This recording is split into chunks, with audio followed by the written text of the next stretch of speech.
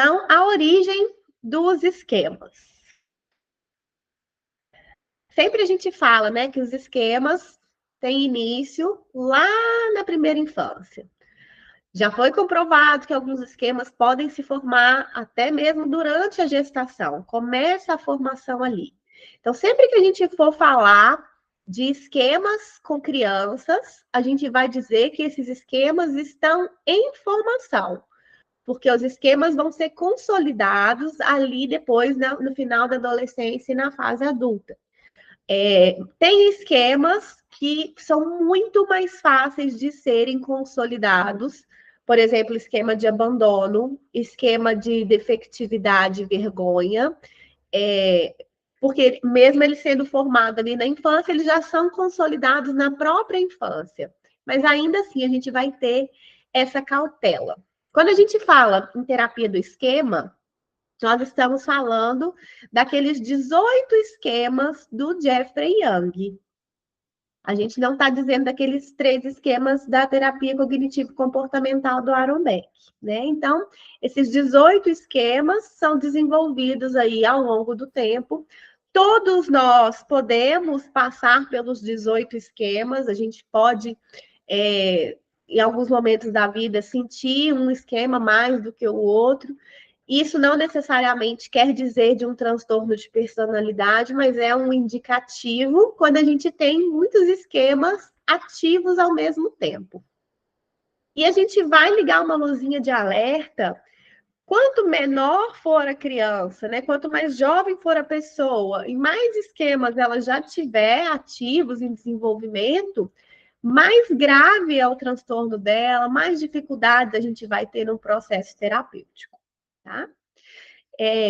No trabalho, há crianças, com crianças e com adolescentes, a gente vai passar pelos esquemas, mas a gente não tem um foco muito grande neles, justamente por isso, porque eles estão em formação e porque é um conceito muito abstrato.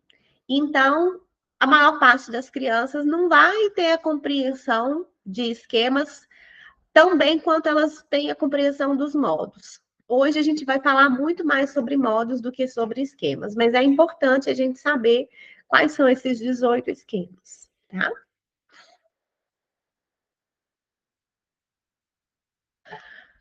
E para a formação dos esquemas, nós temos aí aquele conjuntinho, né? O temperamento, as experiências precoces de vida e o nível de atendimento das necessidades básicas e cumprimento das tarefas do desenvolvimento.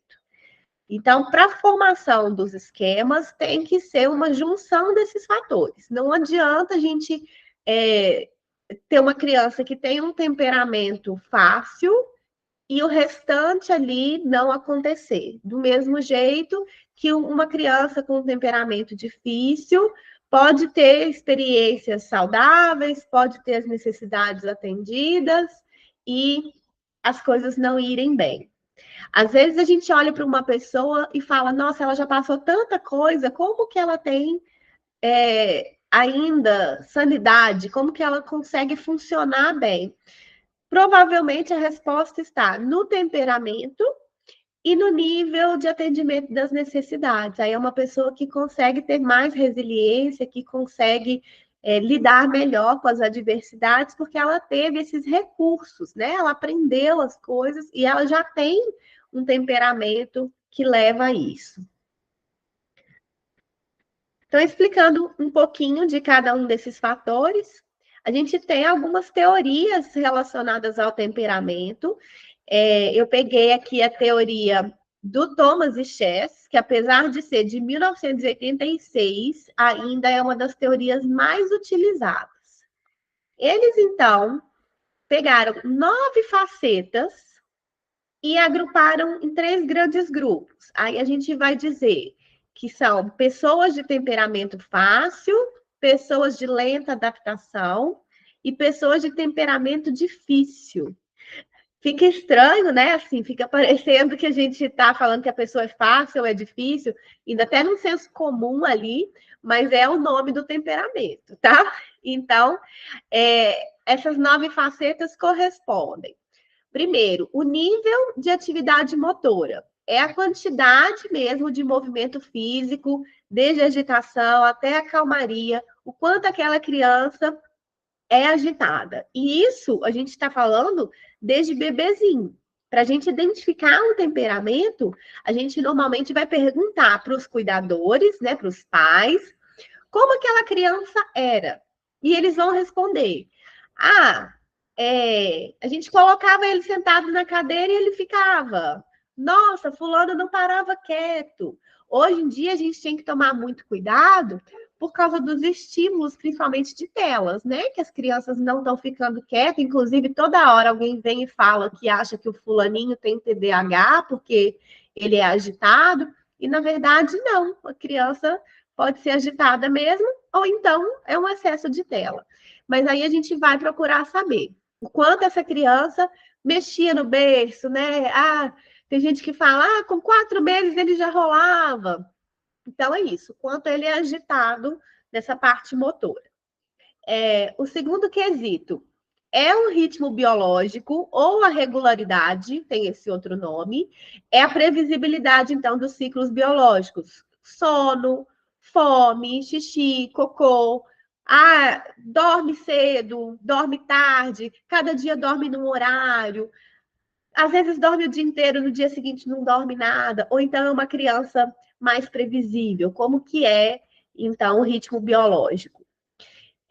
A resposta inicial diante de novos estímulos, isso quer dizer aproximação ou retraimento. Como que essa criança, esse bebê, se comporta diante de outras pessoas? E aí temos o detalhe que com 6 meses e depois com 2 anos, é comum que a criança não queira ir no colo de outra pessoa, que ela tenha essa dificuldade com pessoas novas, é parte do desenvolvimento. Mas tem crianças que têm ali o desenvolvimento normal, que vão ficar um pouco mais retraídas, mas depois vão, e outras crianças que não vão de jeito nenhum. Aí já é outro extremo. Mas a gente precisa avaliar isso também. Às vezes, uma criança de 1 ano e meio, ela tem um temperamento fácil nesse quesito, e depois, com 2 anos, isso muda. Aí a gente vai ter que perguntar para a gente mesmo e também para os pais se não faz parte simplesmente do desenvolvimento, né? Não houve uma mudança de temperamento. A gente poderia pensar que aconteceu alguma coisa ali, um trauma, e mudou esse comportamento, mas talvez não, talvez é só parte do desenvolvimento. A adaptabilidade, que quer dizer a facilidade que essa criança tem com mudanças e situações novas, né? Então, a gente ia no shopping, agora não vai dar mais para a gente ir, como é que faz? A gente vai precisar mudar de casa, mudar de escola, qual que é a facilidade que essa criança tem em adaptar? Isso pode começar lá pequenininho, né? Mudou de mamadeira, mudou de travesseiro, mudou a cama de lugar. O limiar sensorial, que também pode ser chamado de limiar de resposta, né? O nível de estímulo necessário para provocar uma resposta. Então, o quanto que a gente precisa chamar aquela criança, né, oferecer comida e ela aceitar, encostar nela, abraçar para ela abraçar de volta, fazer gracinha para ela dar um sorriso, sabe? Quando vai tirar foto, que fica todo mundo lá rindo para ela, chamando, né? O quanto que é esse limiar sensorial dela, tanto para coisas boas quanto para coisas ruins, né? Então, às vezes, fica provocando a criança até ela chorar. Ela demora a chorar ou isso é rápido? A qualidade do humor, se ela tem mais emoções agradáveis ou desagradáveis, positivas ou negativas. A intensidade das reações, como que ela reage, né? Se as respostas emocionais são proporcionais, são muito intensas, tanto positivas quanto negativas. A distração, né? Qual que é a facilidade que essa criança tem, né, de se desviar aquilo que é importante para um estímulo externo. Então, a criança está mamando e aí o pai passa, ela continua ali mamando, brincando, o que for, ela vai olhar para o pai passando. E a persistência e o nível de atenção, que é a capacidade de manter a atenção e o esforço, mesmo quando tem obstáculos, distrações, enfim. Então, essas são as 9 facetas que são avaliadas para a gente classificar as crianças em termos de temperamento. O temperamento fácil, a gente vai considerar uma regularidade nas funções biológicas, respostas positivas aos novos estímulos, boa adaptação às mudanças, humor leve e positivo, sono e alimentação estabilizados e fácil aprendizagem. Ó, a criança tem que ser super-herói, né? Para ter um temperamento fácil. Tem que ser tudo bom, tudo fácil, tudo maravilhoso. Às vezes a gente vê as mães comentando: nossa, meu primeiro filho era super tranquilo, não chorava, dormia a noite inteira. Então a gente vai aí já desconfiar do temperamento fácil. O temperamento de lenta adaptação, aí diminui a atividade motora, não reage muito aos estímulos, tem uma adaptação mais lenta, o humor é um pouquinho mais para o negativo e baixa a reação. E o temperamento difícil, irregularidade das funções biológicas, nossa, não dorme, não come.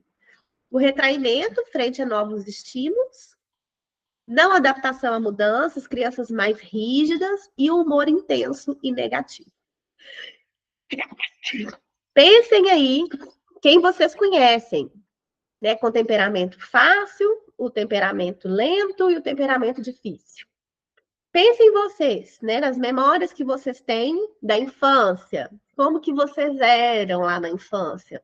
Porque hoje a gente já tem uma adaptação desse temperamento, pelo ambiente, pela maturidade, pela necessidade, mas ainda assim tem algo aí desse temperamento da infância, né? E ele foi lapidado ao longo do tempo pelos fatores ambientais.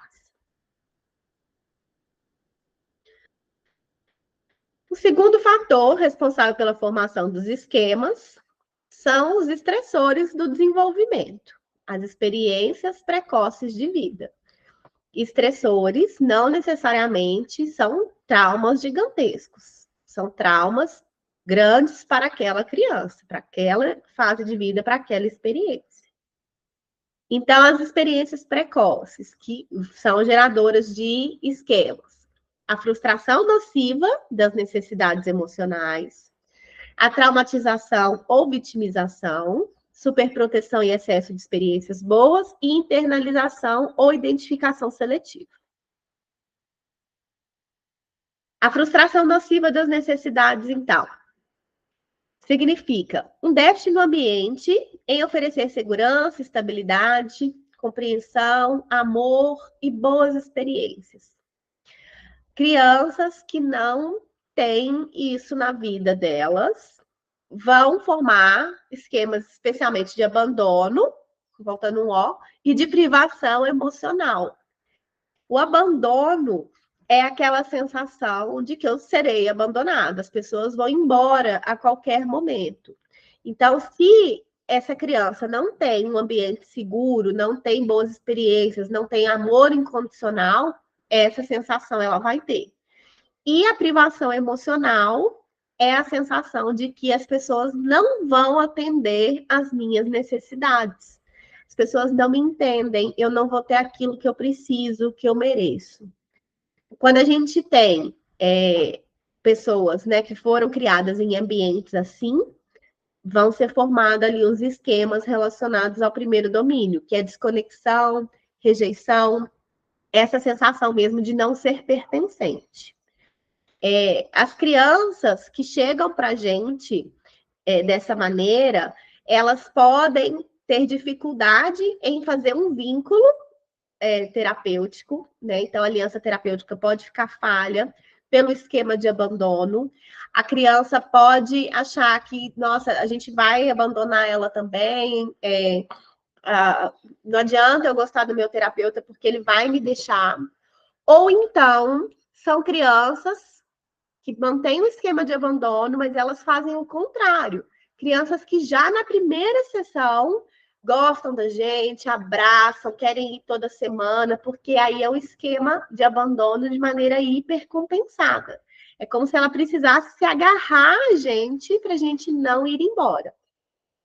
E na privação emocional, isso pode aparecer como crianças que falam, ai, meus amigos não me dão atenção, nunca é suficiente, as pessoas não me chamam para brincar.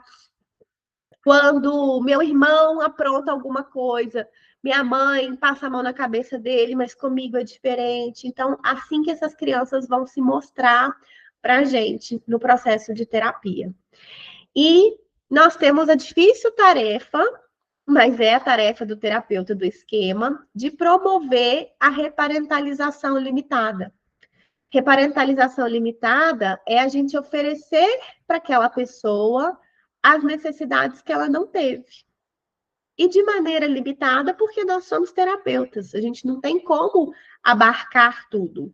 E quando a gente fala no trabalho com crianças e adolescentes, a gente tem uma vantagem, um benefício em relação ao trabalho com adultos, porque os pais estão ali ainda, diferente dos pais dos adultos. E como os esquemas estão em formação, ainda facilita nosso trabalho. Nós temos a obrigação de ensinar para esses pais o que são necessidades emocionais, como que eles vão suprir cada necessidade emocional, para aí sim esses pais conseguirem atender e diminuir o impacto dessa frustração nociva. Então, no caso de abandono, a gente vai ensinar para esses pais a expressar para essa criança o amor incondicional, a estabilidade do ambiente, né? É muito ruim você chegar na sua casa e você não saber se sua mãe vai brigar com você ou não vai. Então, você deixou seu quarto bagunçado. Aí, tem dia que minha mãe briga, tem dia que não. Teve dia que eu cheguei em casa e minha mãe tinha colocado minhas coisas na rua. Então, essa instabilidade, a gente tem que ajudar os pais a eliminar da vida deles, né? A colocar um ambiente mais pacífico possível. Inclusive, foi feita uma pesquisa sobre pais separados. E aí, porque tem aquele senso comum, né, de que quando os pais são divorciados, as crianças ficam prejudicadas, que é ruim para crianças, os pais divorciados. E aí, né, essa pesquisa constatou que as crianças que sentiam o divórcio dos pais eram crianças que tinham um ambiente mais saudável, mais estável, porque houve uma quebra ali. As crianças com um ambiente instável, com um ambiente de brigas e conflitos, não sentiam nada da separação dos pais. Porque aquilo ali já tinha. Não é que a separação não fez nada, é porque o ambiente já tinha sido tão ruim para elas antes, elas já tinham tido as necessidades não atendidas, e quando houve o rompimento, aquilo ali ficou neutro para elas, né? Já estava ruim o que tinha que ser. Então, a gente mostrar isso para os pais, que o ambiente instável, ele faz mais mal que o divórcio. Porque quando tem o divórcio, tem o sofrimento das crianças, a gente vai voltar lá naqueles fatores de proteção que já foram desenvolvidos, dessa capacidade das crianças, né, em recuperar, na resiliência, porque foi formado. Então, óbvio que vai ter o sofrimento, mas depois não vai ter danos maiores, porque não teve essa frustração de necessidade.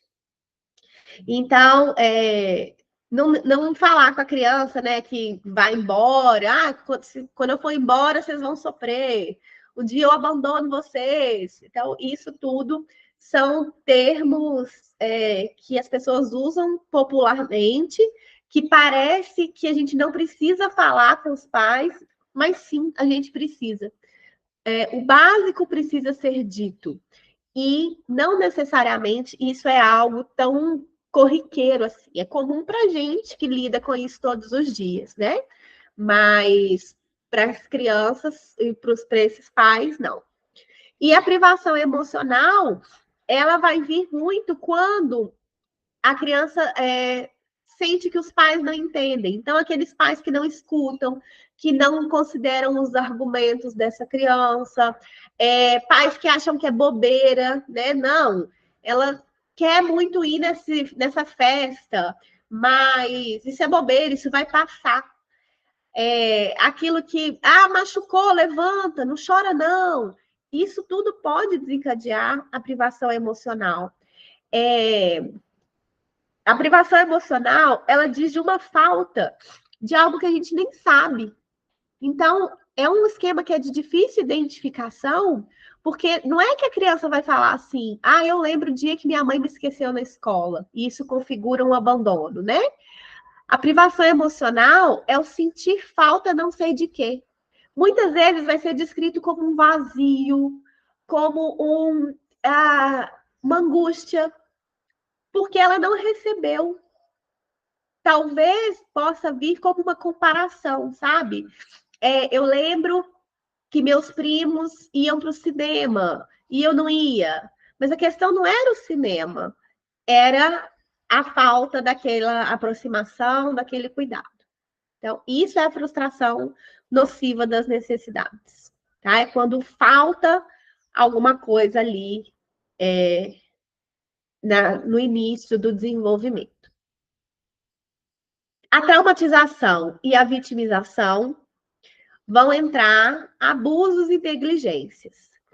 Então, nós vamos identificar especialmente os estilos parentais para saber se esses pais são autoritários, saber se os pais são negligentes e se a criança já passou por algum tipo de abuso. Então, a gente tem um abuso físico, né, que pode ser sacudir, beliscar, pode ser bater. Não precisa ser necessariamente espancar. A gente talvez tenha um senso comum também de abuso físico ser uma criança que apanha todo dia e fica marcada. Não necessariamente. Né? Às vezes, uma mãe que empurra um filho já é configurado um abuso físico. O abuso emocional é ameaçar a criança, amedrontar, culpar.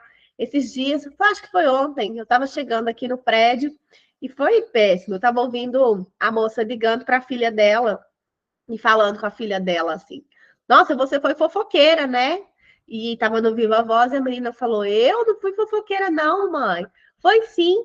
Você falou com o fulano que eu tirei a faixa. Ó, fofoqueiro morre cedo, viu? Falei, meu Deus do céu. Então, ela está culpando a criança por alguma coisa, eu nem sei o que é, com quem que a criança falou, mas ela está responsabilizando a criança por alguma coisa, ainda fazendo uma ameaça, amedrontando. Isso é abuso emocional. E talvez para as pessoas seja bobeira. As pessoas vão falar, é mimimi, na minha época não era assim. E era abuso emocional desde sempre. Né? Então, nós temos que investigar com esses pais, saber como eles reagem, porque eu tenho certeza que se essa criança do telefone tiver em terapia, essa mãe não contou para a terapeuta dela sobre essa fala.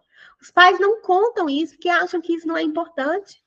De repente, eles viram e falam assim: minha filha está com medo de dormir sozinha. Mas aconteceu alguma coisa? Não. E aconteceu, foi essa fala da menina achar que fofoqueiro morre cedo. Talvez a criança traga isso para a gente. Talvez. Então, a gente perguntar os detalhes do dia a dia, tudo, é o que vai fazer a diferença para a gente descobrir isso. O abuso sexual, né, que é qualquer conduta sexual de uma pessoa mais velha com uma criança, né? Então, perguntar, só perguntar, gente, não é só, já é abuso sexual. Mostrar imagem, tocar o próprio corpo na frente da criança, ou tocar o corpo da criança, fazer a criança tocar o corpo do adulto, expor os genitais, tudo isso é considerado abuso sexual. E, infelizmente, também é muito comum. Né? Desses três aí, eu não sei dizer qual que é o mais comum. Me parece que é o abuso emocional, mas eu acho que a gente tem subnotificação do abuso sexual e do abuso físico também. E para os negligentes, nós temos aí a negligência emocional, que é não prover essas necessidades de afeto, de pertencimento, e a negligência física, que é não prover as necessidades do desenvolvimento saudável. Alimentação saudável, a segurança, né, roupa adequada. Então, hoje está frio em alguns lugares. Cadê a roupa de frio dessa criança? Então, a negligência física é a falta. Sempre que a gente falar negligência, a gente vai pensar em falta. Muitos pais que quando preenchem lá o nosso inventário de estilos parentais, se mostram pais participativos, muitas vezes são, na verdade, negligentes. Aqueles pais que falam, não, eu escuto meu filho, eu deixo fazer isso, a gente tem ali uma educação positiva. Na verdade, eles estão negligenciando, por exemplo, supervisão. Eles estão com uma falsa ideia de promover a autonomia da criança, mas, na verdade, eles não estão vendo o que está acontecendo. Então, não, minha criança tem horário para estudar e tem horário para mexer no celular. E aí a gente vai ver esses pais não fiscalizarem e a criança não está fazendo aquilo de verdade. Então, cuidado na hora dessa investigação entre negligência e participação. Tá? O terceiro item, que é a superproteção ou excesso de experiências boas. Isso daqui dá pano para manga, porque às vezes as pessoas falam que amor em excesso estraga, e não é isso. Amor em excesso não estraga. O que estraga é amor com superproteção e amor sem limites. Então, a superproteção impede que a criança tenha uma autonomia adequada, né, que prejudique aquele senso de autoeficácia. Então, não pode dormir fora porque e se acontecer tal coisa? Não pode dormir fora porque ele toma mamadeira à noite. Não pode atravessar a rua sozinho porque é perigoso. Poxa, se está na faixa, se você está ali orientando, se você está direcionando, que dia que essa criança vai poder atravessar a rua sozinha? Então, quando a gente fala com a criança, não precisa lavar a vasilha, não, porque você pode se machucar. Aí a gente está também prejudicando o senso de autoeficácia. E aparentemente a criança vai gostar. Né? Não, minha mãe me leva para todo lugar, eu não preciso fazer nada em casa. Mas lá no fundo, cria-se essa ideia de que eu não dou conta de nada. Eu não sou bom para fazer nada. E aí prejudica o senso de autoeficácia. Nossa, eu não sou capaz de lavar um copo. Minha mãe não confia em mim para isso. Então, essa autoeficácia fica prejudicada. O sistema de alerta e perigo ficam ativados frequentemente, até por modelagem, né? Pensa assim, aquela família que tudo pode ser perigoso. Cuidado, não vai fazer isso porque pode machucar, porque uma tragédia pode acontecer, porque alguém pode te sequestrar. Então, a criança vai ficar ali ansiosa, preocupada a todo momento. E não atende às necessidades de autonomia e de limites. Se a criança é muito super protegida, ela também não sabe até onde ela pode ir, porque é tão limitado, e aí ela não vai desenvolver ali aquele limite adequado, porque ela pode achar que depois que ela está livre, vai chegar em qualquer lugar que ela quiser. E forma os esquemas de dependência e incompetência e de arrogo e grandiosidade. Os esquemas de dependência e incompetência, né, é um esquema só. Ele quer dizer, eu preciso de alguém para me ajudar, eu não sou competente. E o de arrogo, grandiosidade é, eu mereço, eu posso ter mais coisas, eu não preciso seguir regras como as outras pessoas. Quando a gente tem esse excesso de experiências boas, é isso que pode acontecer. Então, a criança aprontou e ninguém falou nada, todo mundo só entendeu. E, ele fez isso por causa daquilo outro, ele foi influenciado pelos amigos, e aí pode desenvolver esse esquema de eu posso tudo, eu não preciso seguir as regras. Por isso que é importante o limite. Né? Quando não é colocado limite, quando a criança não tem essa necessidade de limite atendida, vão ser formados dois esquemas. O esquema de arrogo e grandiosidade, que é essa ideia do merecimento, e autocontrole e autodisciplina insuficientes. E as crianças chegam para a gente como? Crianças que não conseguem esperar, crianças que não lidam bem com frustração, que têm dificuldades em ficar quieta, né? Em tédio. Então estou esperando uma consulta médica, mas eu não consigo ficar quieta. Crianças que vão burlar leis, crianças que vão, às vezes, ultrapassar um limite na escola, né? Não pode comer em sala de aula, e a criança vai comer desde atos simples até atos mais grandiosos. Quando a gente tem, então, crianças com comportamentos, não é transtorno, com comportamentos mais opositores, desafiadores, comportamentos de infringir leis, a gente pode ficar atento a esses esquemas aí relacionados ao terceiro domínio, que são esses esquemas de limites prejudicados, tá? Crianças que falam, eu não preciso seguir as leis dessa escola, eu pago a escola, esse professor é chato. Então, a gente vai ficar de olho aí se houve a superproteção e o excesso de experiências boas, tá bom? E nesse caso também, nesse excesso de experiências boas, a gente vai olhar para pais negligentes. Aqueles pais que a gente tem visto muito, que compensam tudo com dinheiro, né? Então, eu trabalho muito e aí eu vou lá e pago. Aí eu vou lá e dou o presente. Aí no final de semana a gente gasta horrores. A gente tem ouvido falar muito isso, né? Pelo menos é o que chega aqui para mim na supervisão e também na minha prática. Pais que muitas vezes saíram de uma situação financeira de classe baixa, classe média, e aí ficaram bem-sucedidos e não ensinam para as crianças, para os adolescentes, isso de como buscar, como trabalhar, como ter dinheiro, e só entregam tudo pronto, porque na cabeça deles eu quero oferecer para o meu filho uma experiência melhor do que a que eu tive, mas aí não atendem às necessidades. E por fim, não menos importante, outro aspecto também é a internalização ou identificação seletiva, que são crianças que internalizam os pensamentos, sentimentos, experiências e comportamentos dos pais de forma seletiva. Então, se a criança tem uma mãe agressiva em alguns momentos, vou pensar assim, em termos de transtorno, só para facilitar a nossa vida. Vamos pensar que a criança tem uma mãe que é bipolar.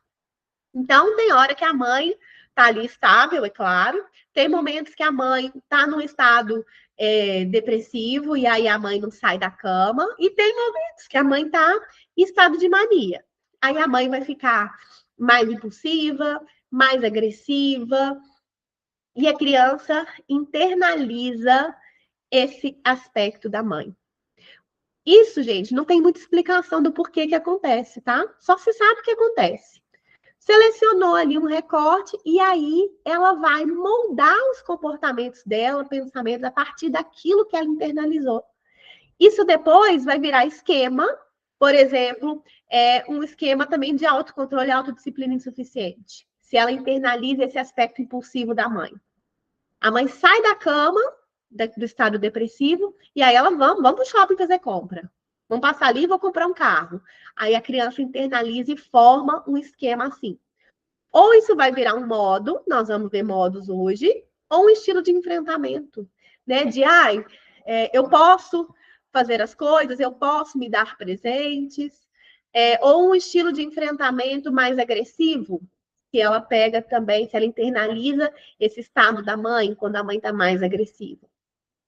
Então, um exemplo clássico, eu gosto sempre de mostrar os exemplos clássicos que vocês vão ver em livros, vocês vão ver em outros cursos e palestras, e aí vocês vão lembrar, falar, nossa, a Ana já falou disso. Mas eu também gosto de ir além, porque senão todo mundo vai dar o mesmo exemplo sempre, e na hora que tem outra situação, a gente não sabe o que é. Então, esse caso, por exemplo, que eu dei da mãe bipolar agora, não é um exemplo clássico, eu acabei de criar ele aqui. Mas um exemplo clássico para internalização e identificação seletiva é no caso de bullying. A gente pode receber uma criança que está envolvida com bullying. E aí aquela criança sofreu bullying e aí ela internalizou aqueles aspectos do bullying, porque a identificação seletiva aqui não é só com pai e mãe, tá? São com figuras importantes, aí pode ser professor, colega. E aí ela internalizou que ela é fracassada, que ela merece ser abusada, que ela é pior do que os outros, e aí formou ali esquemas. Ou ela pode internalizar que bullying é algo que pode fazer, que é legal fazer, e criar um estilo de enfrentamento. Se eu não fizer bullying, eu vou sofrer bullying, e aí ela passa a ser a provocadora, ela passa a praticar o bullying. Então, a gente tem a mesma experiência com resultados diferentes, com a internalização formando esquemas, modos e estilos de enfrentamento de forma diferente. Então, não é porque a criança passou por determinada situação que tal ou tal esquema vai ser formado. Isso vai depender dos fatores de temperamento, dos outros fatores que a gente viu até aqui. É assim que acontece essa internalização e identificação seletiva.